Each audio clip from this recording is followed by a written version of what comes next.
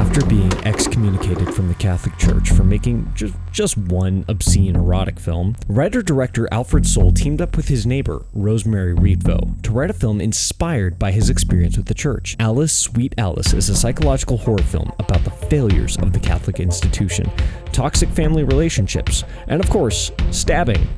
Alice may be too old to play with toys, but she may not be too young for murder.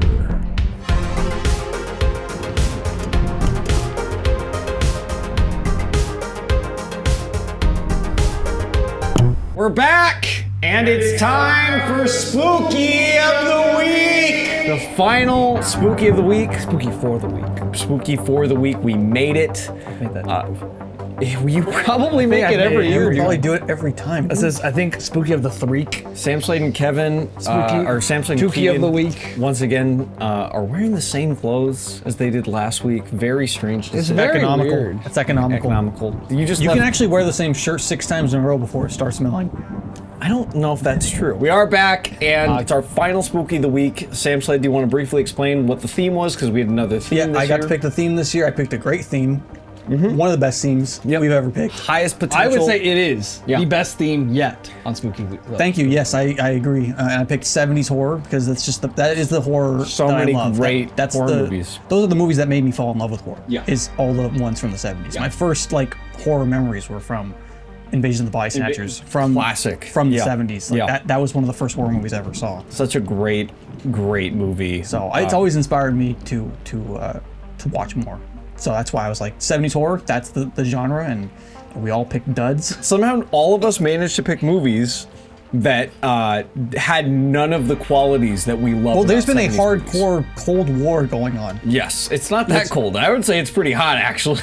There are bombs being thrown out left and right. It's like It's the Cold War, but it takes place in Cuba, like the Cuba part, where the enemies are looking at each other every day. The hottest part. And they're shooting at each other sometimes. I never choose movies for Spooky of the Week out of hatred. Kevin does the most pure vengeance. version of Spooky of the Week. Every year, Kevin brings a movie does that keep he it pure. genuinely likes, that he wants the rest of us or most of us to see. And there's no mystery for me. I'm not like, oh, I don't know what we're gonna get. Maybe it's a complete dog shot. I just read the premise. There's none of that. I've seen the movie at least a long time ago or somewhat recently, and I'm like, oh, that would be either interesting to talk about or they should see it. For all you basic bitch horror fans out there, this one's for you. The Kevinese or the Kevin. Almost did Deep Red. No more dolls, no more toys. Alice only plays with bodies.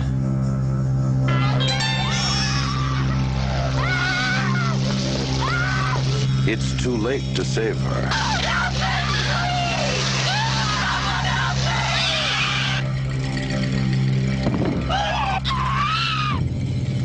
A story of unnatural love and unnatural death.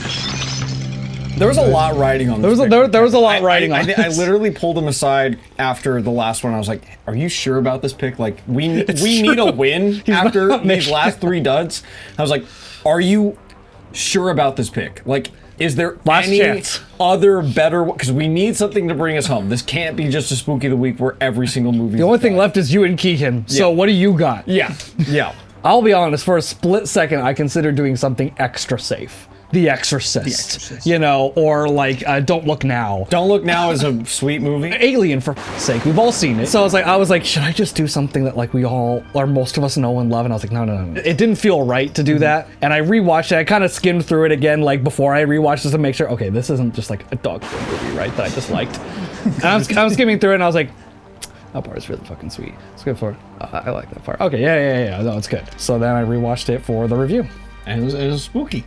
And It's the first Spooky of the Week this year. This is the first actual, like, genuine horror movie that we've watched. full blown. It is the highest percentage per pound. Well, it is a horror movie. Yeah, it is a horror movie. I would call it that first. You know, Night of a Thousand Cats is attempting to be a horror movie. It's more of a helicopter movie.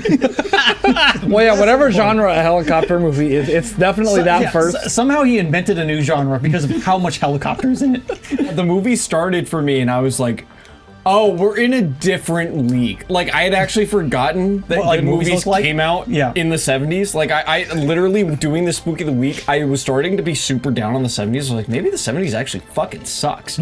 Because every fucking movie I've seen in the 70s, that came out in the 70s in the last month, has been trash. There are And thousands. then when the movie started, I was like, oh, right. There's like, what I love about 70s movies, like really thought out shot compositions.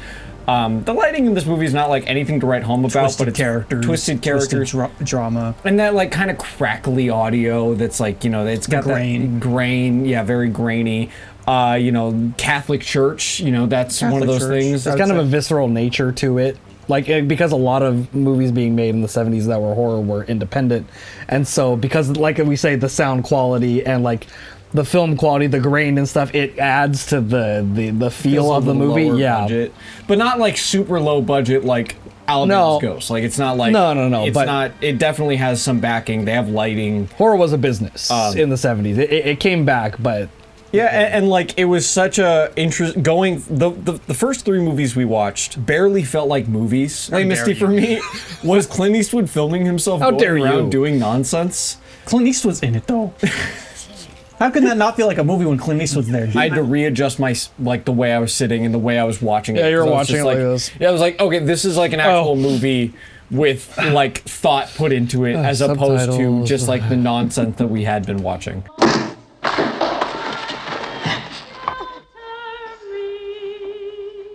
Alice, Sweet Alice opens up with child murder, which I thought was sweet. Actually, that was my first note for the movie. Hard child Fuck murder. yeah, child murder. Also, the scene before that when they go to the priest house. You know, I in modern days, I'm always skeptical of the children going to the priest house. Like that whole scene, I was immediately like, makes you uncomfortable. yeah, I was like, that guy's a fucking freak. That curly-haired priest. Hope that guy gets stabbed. So my first thought was, oh, he's a pedophile when he kissed the little girl, and then I saw him and I was like, oh, this is before the sex scandals. They didn't know they were pedophiles Yeah, yet. Spotlight hadn't come out yet. Spotlight. Yeah. Nobody knew pedophiles existed They in didn't the church. they didn't know. didn't have Bruce Banner yelling, "Oh, we gotta release this information now!" Something that the opening of this movie did, and in conjunction with what you were saying, it's like, oh, I forgot I'm watching a real movie, right? Is that like just immediately I'm just like, dude, movie, calm down. Like, you are throwing so much crap at me, and it's stressing me out. Like, there, like the sister dynamic is the like, movie doesn't it's pull back genuinely any upsetting. punches. I would say in the beginning, you're just like, Alice, take your old man out. That stupid thing, Alice. What's wrong with you? She's your sister. I don't understand you. guys, stop. You have a horrible family life. Yeah. Just like, you guys But, need to. but also grounded enough to where like it didn't feel super unrealistic to me. Like once you learn, No, but like, it does berate you, is what I'm kind of saying. Yeah. It's like it's like the first 3 scenes are just pure hatred between family members. Yeah. It really makes you feel like it's for sure that girl at first. At first, you're just like, yeah, the main character girl is the one. Well, and she finds the mask, or she wears the mask. It does a good job at convincing you that there's one thing that happened, but then as the plot goes on, you're like, oh yeah, no, actually it could have been something I else. was in the opposite boat, and this was, I don't want to even call it a point against the movie necessarily, but I was like, it's not her. Like to me, it was just painfully obvious because of how much the movie wanted me to think it was her, that I was like, there's no way it's her. I was in the exact same boat. My initial thought was it was Fat Girl. Angela. Oh, yeah, the cousin, Angela. but yeah, the one that Angela, that was the daughter. The one that they Horrible. thought might have done it. Like, Well, because I was like, oh, she's not in the scene as well. She hasn't even been introduced yet. No, but you see her get up and leave the scene because they say, Angela, please go up and find Alice. Right. Yeah. That's true. But yeah, I immediately was like, the movie's trying too hard to make me think it's her, that I was like, movie, I feel like I know what you're doing here, and it's gonna be revealed Well, that I it's think not. what more I meant is that, like, I didn't feel like the movie was supposed to be a mystery yet at that point, because they have the drama between the two sisters a lot, like in the first part of the movie, yeah. and then they really link that little girl's character with that mask really well. Yes. And so when you see her in the mask, I almost forgot that she was even wearing a mask. I just thought I saw just the girl kill her sister. And then later I was like, oh no, she wasn't a mask. And then when the mask comes back, I'm like, oh, it could be anybody. Right. So yeah, I just thought that was an interesting aspect of it because it makes you like more focused on like the psychological drama of it. Yeah. Instead of it just being a mystery. At least that's how I was watching it. I wasn't going like, well, for me, who did it. I was kind of spoilers for this. well, revealing that she was not the killer was spoilers many sentences ago. I did that. Yeah. So I mean, But, I mean, at spoiler the same warning time, before though, all like, that. we always do spoilers on Spooky of the Week. That's true.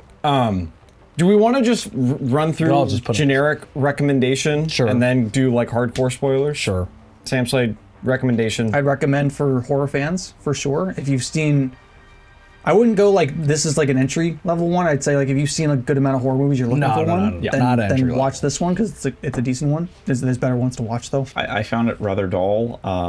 It was. When I was watching it, I was like, Keegan's not going gonna to like hate this one this. because you can predict it. Like you can predict it pretty simply. I'd say like you can kind of like connect some dots. Like it has. I didn't predict the actual person that it would be. I No, didn't but you predict her either because there wasn't. any fucking setup. There's no setup, but at the same time, there's not that many elements to predict.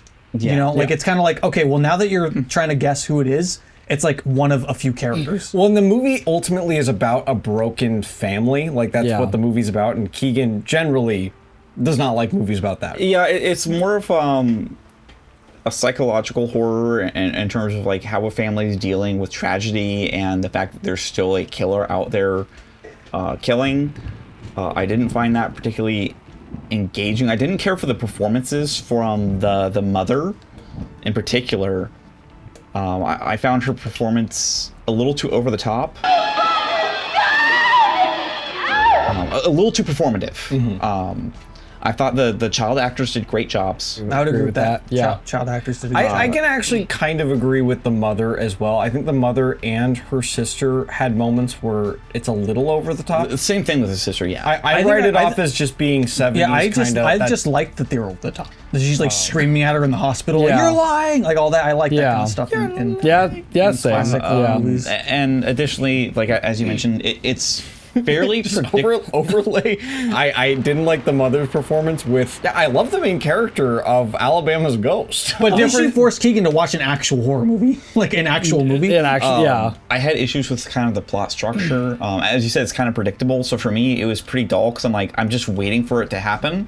The worst thing that a movie can be for Keegan is predictable.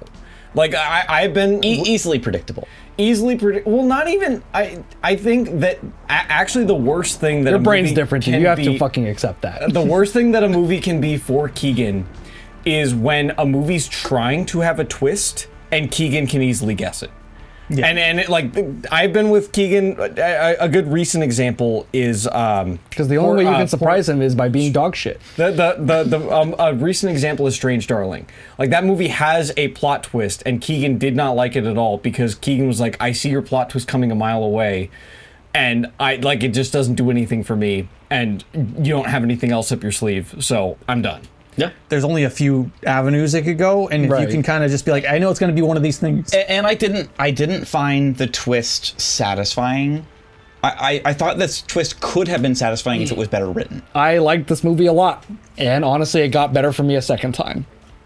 And there's a lot we've kind of already like kind of covered, but I generally the characters are all pretty unlikable, but it's not like an unrealistically unlikable or like, oh my gosh, how can anyone even bear to be around these people? It's like, no, those are like family unbearable people. Like I've known people like that. And there's a lot of details in this movie that I like while I was watching it, I was like, there's probably more going on that I'm just not picking up on. Like one of them happens in like the first scene where something happens where like it's not super contextualized or obvious what's going on until the end. That's super vague. I have a fan theory that I want to talk about after we get into spoilers. Deliberately, the way they're filmed and edited kind of inherently subverts expectation. You're like, going up, you're like, oh, the next thing's going to turn, it's going to be there. It's like, oh, it's not. And then it goes back to a different shot, turns around the corner. And then a different shot comes in. You're like, oh, like it's editing is weird and unusual, even for the 70s. But it works in the movie's favor because it's consistent throughout the whole movie. And it kind of creates this like gross tone where every scene you're just like, I don't want to be here. This is gross. This is uncomfortable. Like, but without being like explicit about basically any of it. Like the violence in the movie is gnarly, but there's really only like one moment of like gnarly violence. Well, there's also a moment of cat brutality that happens. We haven't talked about the cat abuse that happens in this film yet. Well, someone grabs a cat, dude, and they go, wah! Pepper looks like the most comfortable cat in the world right now. She looks so I don't super want to disturb her. The actor is not even looking, and it's just like a backward grab the cat upside down by the neck, like literally by the neck, not even the scruff of the neck, literally by the neck. It does cut to a dummy. I'll give this movie credit. The Night of a Thousand Cats. It doesn't just chuck a cat A real over cat. a fence. I literally had to Google afterwards, like, did they fucking kill that cat? Because that did not look like Cats are liquid, dude. You can grab them. That was a hard, it was a little girl. I mean, a teenage girl, but it was a teenage girl. I feel like that's a hard thing to tell a teenage girl to do. Hey, grab that cat like you want to fucking kill it. I loved her performance. She was really great. Oh, she was great. Yeah, she was the fantastic. actress that played. Oh, well, like Keegan said, I think all of the child actors were really good. Yeah. Would you recommend it? I don't think you said that. If you're looking for kind of like a more slow burn psychological horror movie, sure. I mean, it's not nearly as slow of a burn as Alabama's Ghost, which is the longest movie of my life, so I guess I would recommend it. I generally agree with a lot of Keegan's complaints. I didn't love this movie, and I felt there were a couple points where I was kind of checking my watch and I was kind of checked out. This is the only movie in the entire fucking set that we've done that gave me the 70s vibe that I was hoping for. Like that thing that we were talking about that in the beginning where it's like, oh, and of course, Play Misty for me, right? Like that gave you the 70s vibe, yeah. that gave me It gave me a long sit on the toilet vibes. Slow burn. like I am constipated. Yeah, that is the vibe it gave me. It gave me time to get up and make dinner. How many times are you getting up to make dinner, Keegan? Every single time you watch a movie? It's the only movie that gave me that vibe, and I actually really appreciated that. Like it's a solid 70s horror movie. My biggest caveat, I would recommend this movie like last out of the 70s horror movies that I like. Like if you've seen all of the other good 70s movies, Yeah, that's kind of then yeah, I might kinda what I was recommend saying. this movie. But like literally it's like, okay, but you've seen the rest of them, right? Like you've gone down the list. Like, don't watch this one if you haven't seen Suspiria. Yes. No, 100%. Yeah. If you haven't seen Suspiria, and that goes to my point, we're 4.5 on Letterboxd. Suspiria is a 4.5. Yeah, I would also give Suspiria 4.5. So you're saying that this is on the same level as Suspiria? I enjoyed them about the same for different reasons. You Yeah. are insane. I would You say are that insane. That is Yeah. pretty nutty, I would say. Yeah, you are insane. don't have You anything- are insane. You're both He's insane. more insane than me. No, you're both insane. No, I'm less. He's saying 7 out of 10 is shitty. 7 out of 10. That's most of it. That's most of it.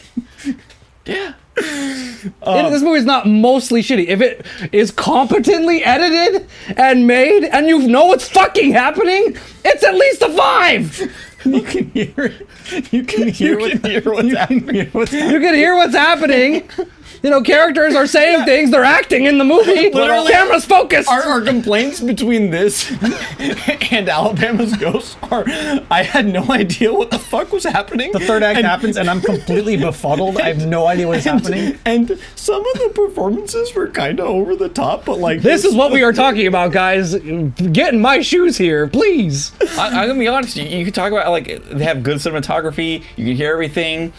There were shots I literally wrote down because I was like, I actually want to use a shot like this in something in the future, which I don't always do watching movies. The only note I wrote for this movie was a shot. There was a sweet shot where the knife falls and sticks into. it landed in. That was one of the And ones I then wrote I down. was like, oh, that's a cool shot. And then the guy falls into frame down the stairs, and I was like,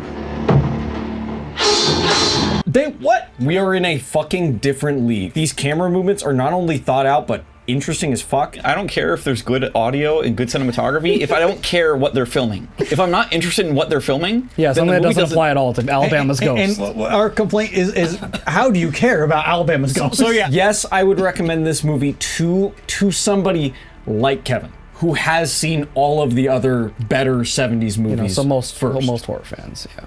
Sure.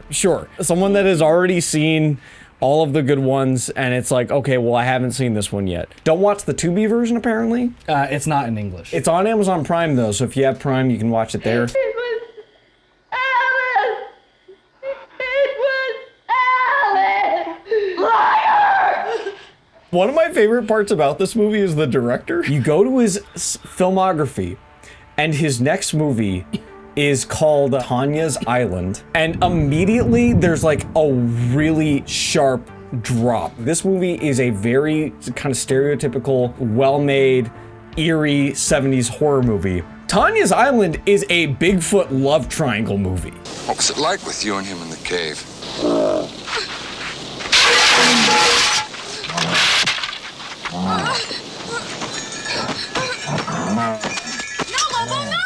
You lied to me. I'm gonna kill that son of a bitch. I'm no fool. You think I didn't know? And it's written and directed by him again. It's not like, oh, and he just was handed the. It's the one for you, one for me thing, dude. He made Alice, Sweet Alice, for the studios so that he could make his Bigfoot love triangle movie, dude. It's also kind of just a softcore Bigfoot porno. When you're working on a movie, oftentimes you have the idea for the next one in the chamber already, or you have a couple ideas in the chamber already. Yeah. And like obviously, like you get some downtime on set, you know, like they're setting up the next thing. So I was cracking up imagining the actors being like, so yeah, what like what's after this? Like what do you got planned after this? And he's being like, well, you know what? I'm kind of doing this one for the money, but the real idea, the one that I'm like really excited for, it's a movie where a woman goes to an island and has sex with Bigfoot. Like, can you imagine that? Like, she fucks Bigfoot. Oh, what else happens? Well, she has a boyfriend too, and they also fuck. So it's like a Bigfoot love fuck triangle. Very unhygienic. And like honestly, like that's the only reason I'm doing this shitty movie anyway, is to pay for the Bigfoot fucking movie. I mean, you'll see. You'll see. It's gonna be huge. I think honestly, it's gonna be. And I mean that by when I say huge, I mean Bigfoot. I mean Bigfoot is Bigfoot, big cock. Yeah, that's part of the pitch is how huge his cock's gonna be, dude. Like. No woman can resist Bigfoot's cock. And then the movie after that is like a weird 70s, early 80s boner comedy. So my theory is that either the co-writer that wrote this with him or whoever the DP was just way more skilled than him and was able to walk him through making a good movie, because literally the rest of his filmography is crap like that. So it's like, this is the one-off where the filmmaking is actually good. He just did it on accident, dude. In terms of writing, this puts a stump in that theory because the writer of the other co-writer of Alice, Sweet Alice, did the production design for Alice, Sweet Alice. It's a woman. And those are the only two things she's done her entire career. So one thing I was kind of disappointed about that I thought was going to be a plot point, because I saw it at the beginning. So he kissed the little girl and then he kissed the mom. And at first I was like, oh, he's a pedophile. And then I was like, oh, no, wait, pedophiles hadn't been in the Catholic Church yet. People didn't realize that Spotlight. Yeah. Spotlight hadn't come out yet. Spotlight hadn't come out yet. Bruce Banner hadn't fought the incredible pedophile. And then like there's all these scenes with the mom and Father Tom, and like they're really close with each other. And I was like, oh, are they having an affair? And it's kind of like where I'm like, oh, there's kind of like all this sinful behavior. It also explains why the girls are so familiar with his house. Right. And like, yeah, that was one of the things early on that I was like, okay, this guy's a fucking weirdo because the girls know where his bathroom is in his house. Oh, good to see you. Mommy said you wanted to see me. Oh, did she now? But now, why would I want to see you? You know. And are like just familiar. And on top of that, Alice is like hesitant to be alone in the house. Like the mom is like, oh, you know where the bathroom is. And she like. Alice, why don't you sit there? Oh, thank you, Bud. I have to go to the bathroom. That's all right, sweetheart. Go ahead. Do you know where it is? Yeah. And they both want this priest's approval. Yeah. Abuse is a big theme in this movie. And I think that Alice is definitely the subject of abuse from a couple of different characters. What did I tell you? Don't hit me! Don't hit me! I didn't mean I'm not going to hit you!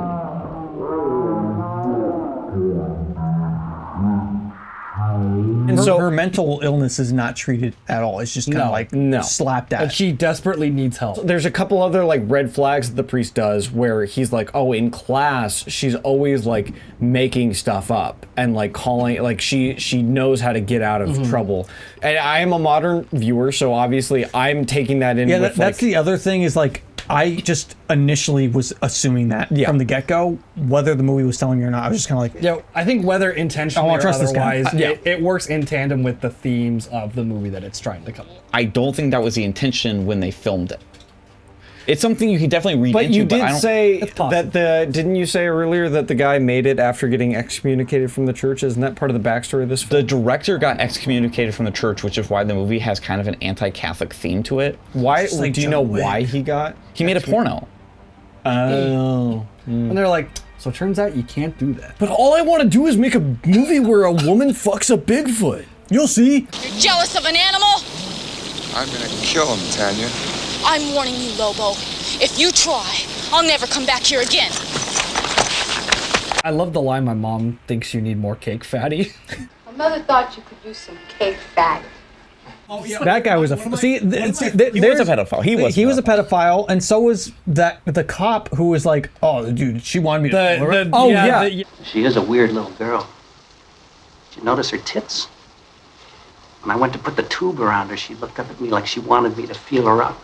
So there's a lot of pedophilic stuff throughout it. What I'm saying yeah. is like I think there's enough for like an intelligent member of the audience to sit there and be like, I can draw parallels and enough context clues. Whether intentionally or otherwise. Whether to draw the conclusion that there is a good chance that that priest was being sexually abusive. Does that play into the movie in any significant way? The killer is not Alice. It's an older woman that works and lives with the priest. And she is mad at the world and God because her daughter was killed during her first communion. And so my thought was, okay, she was killed during her first communion. It's never explained how that happens, but how would you die during your first communion? Well, you can drown. Well, I think she said the day of her first communion. Correct me if I'm wrong, Kevin. She said the day of her first communion. My So point still stands that there's enough to kind of infer that there's the potentiality of the death being blamable on the Catholic Church. And instead of blaming the Catholic Church, she decides to just blame the world and like dive deeper into the Catholic Church. So her faith is like she literally like seeks more faith as opposed to blaming the system that possibly could have killed her. She's like, well, maybe if I was less of a sinner, this wouldn't happen. Yes. And so she takes that out by punishing other people that she considers sinners. Like, well, will they get fucking communion? Fuck those people. So my daughter did nothing wrong. And this is kind of what my overall point is boiling to. There is a version of this movie to me that you could come up with a way that all of these themes really make sense, like the abuse and the cycle of the abuse and how that plays into the Catholic Church. But I am like really scraping to come up with this. Like my biggest problem with the movie is that ultimately like none of all that stuff I just said is not really in the movie at all. Yeah, the themes don't pay off like satisfyingly with the narrative. That was my big issue is, so the twist happens where we find out who the killer really is, which I also think we find out a little bit early because it kind of like, then it's like, okay, we know who the killer is. I like this movie well enough, but I would say that is where I started losing more interest is once it's like, oh, it's that old lady. I'm not that into the, it's not even just that it's the old lady and like they've revealed it too early. It's more just that I'm like not as on board with her as a villain, I guess, and like her motivation. Well, that's what I'm saying. No, like her motivation if the movie established after the had reveal. elements that kind of played into what I'm talking about, and there were more thematic things that were like tying it all together, it'd be good. But if we reveal it's her, and then we start focusing on why she became killer, and that it's a cycle of abuse, and that this is the exact same things happening to Alice now as what happened to her, and what turned her into the killer. Like maybe because she keeps saying how she's pissed off about taking care of the old priest. What if she's taking care of the old priest and he used to rape her? Well, because she had a daughter. Also part of her psychotic. But that's what I'm saying. breakthrough. Like you could make up those details and say that that's what's happening. That's I'm saying kind of if what they my would have actually drew that out instead of just possibly because we know that she had a daughter. We don't know if she ever had a husband. So if we revealed like, oh, she also had a kid out of wedlock, and she feels like her kid was punished for her sins, and so she feels she's just repeating the cycle. Oh yeah, that's probably also what it should have been or meant to be. Or if she's killing this young girl to protect her from that same thing, or and like also like the older one, like it revealed that she had been abused herself. She had an abusive boyfriend. She got pregnant outside of wedlock. The abusive boyfriend left. Something like that, which ties more into the themes of what Alice is suffering through. I think it would have resonated more with me, and I would have liked it more. Yeah. But as it is, it just was like a reveal of, oh, she's the killer and she's the killer. Yeah, I think my biggest problem with the movie is like you can scrape depth out of it, but the actual amount of meat the movie gives you is very minimal. And it left me kind of feeling like, okay, that was all well made and enjoyable enough, but like it's not like Don't Look Now where it's like, oh, I'm leaving with something that like I have to see this again. There's so much this movie was saying. Yeah, where this movie, I'm like, okay, I get it, and like it was well made, but I'm not like, oh, and there's so much to unpack here. It's you could, if you really want to, scrape stuff out of it, but it's not really giving you that much as far as like this is what's concrete happening. Knowing going in, every single scene with Mrs. Tredoni, I was like, okay, she's the killer. It's like, yeah, there's no hints that she's a killer. But everything in there, like, oh, there's absolutely no evidence whatsoever that Alice is the killer. Well, and like all of it is hidden in editing. Well, no, but everything is all the information. This is you what need that it's frustrates not me her about is the there. movie, though, is that yes, there's no evidence, but the movie, like, why is she cosplaying as Alice? She's literally wearing like the same outfit and is trying to look as much like Alice as possible. And the movie also dressed like it makes sure that they're always wearing the same outfit around the same time. Like if she's wearing a raincoat. Then Alice is also wearing a raincoat. Yeah, so I figured that was going to pay off in the end. To be fair, they have the same raincoat with because them. they're all from the church. No, I get that. Like I get that. Like logically, you can draw parallels to it. But my frustration with it is that the movie does want it to be a plot twist. It's not like there's any ambiguity there where it's like the next time you see Alice, maybe she's not wearing the raincoat. A reveal. Yeah. I just had a thought. You talking about Mrs. Trudeau near the beginning. Also, why does she stab the sister? There was a reason. She stabs her because she's a whore. No, it was. Fuck, there was something. I'd have to watch. If you had more of a relationship between Alice and Mrs. Tredoni. Yeah, she's the Trudeau is Prime Canadian. Minister of Canada. Tredoni. Like more of a relationship between the two of them, where there's they kind of like resonate with each other because they're both damaged individuals. Yeah.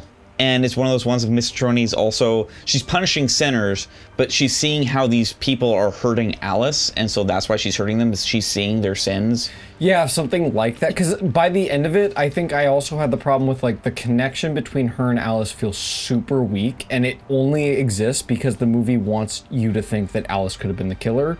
And then at the end, it's like, oh, but then she takes a knife They or have that whatever. weird creepy shot, and it's like, And I'm like, gonna continue. The connection's not made for me. Where I'm like, I thought for sure with the whole like them wearing the same clothes and being like mistaken between like the cops and the investigators and all that, was that the ending was going to be something where in the craziness of the climax, they mistake what's actually happening to be like Alice is killing the priest, and like she gets gunned down or something by the cops because like they're just like the girl with the raincoat, because they're both wearing a raincoat, and then they get the wrong person kind of thing, and being like a tragic ending is what I was kind of bracing myself for, but it just kind of ended up being she stabs him and then Alice is also like murder sweet.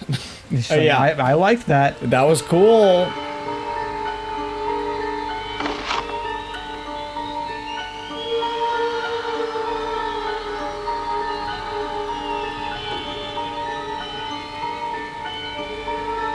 I wanted to like it more. I didn't like how they executed it. And I felt it really could have been developed. That's fair, which is why it's not a perfect movie. It's just a 9 out of 10. Which is why I was bored throughout the entire thing. 9 out of 10 is so high. That is so high for me. High, dude. I would say Suspiria is a 9 out of 10. Yeah, I agree.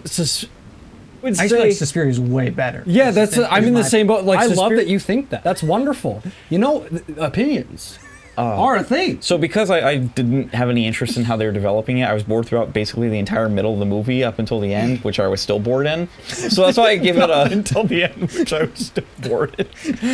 So that's why I gave it a 3 out of 10, is because I was mostly bored. If I had to score it in context of the rest of the movies we've watched this year, it's a 10 out of 10. We don't do number scores for Spooky of the Week, but, you know, like a high medium. It's entertaining, it's interesting, it's well made. Yeah. It's got good characters. It's got some good characters. You know, and like I said before, if you've seen most of the 70s horror movies that are classic already, you should check this out if you're a horror fan. Yeah.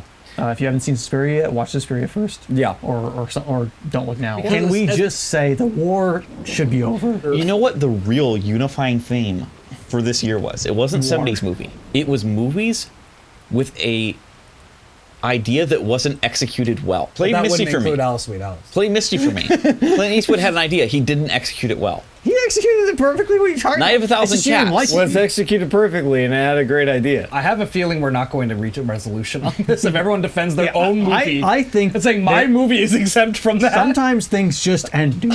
We don't need a resolution. We just Sometimes so the solution War is is hell. punching a woman out of a window war to is hell, her dude. death. Sometimes war is just, you know, there's a bunch of corpses, and then you just at the end of the day, it's like that shit just needs to end. Like World War One. This was World War One. It had to stop eventually. Yeah, so next year's World War II. Just should have ended, which was a badass war. So it should be a good season next year. Well, thank you for watching this season of Spooky of the Week. I hope you enjoyed it. It was like not the genre, that the spooky. genres and the drama and Sam Slade actually helped unequivocally prove that the 70s was a terrible decade for horror. yeah, that sucked. I hate every horror movie from the 70s. They've never We made a should good never one. go back. Should never go back. They've never made a good one. Yeah. What are your favorite 70s horror movies? We all brought our favorites.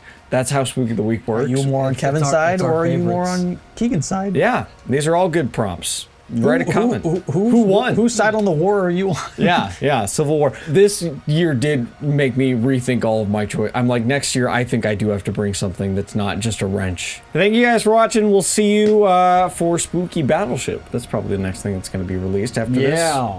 If Heck Josh yeah. is good. Good night. Yeah, you're not going to give a little one-liner? You normally do a little... I said good night. Well, he said goodnight. I mean, I don't, we can intercut it. yeah, just See cut you to me and then next Kevin week. blows Yeah. out the candle. Boom. Yeah.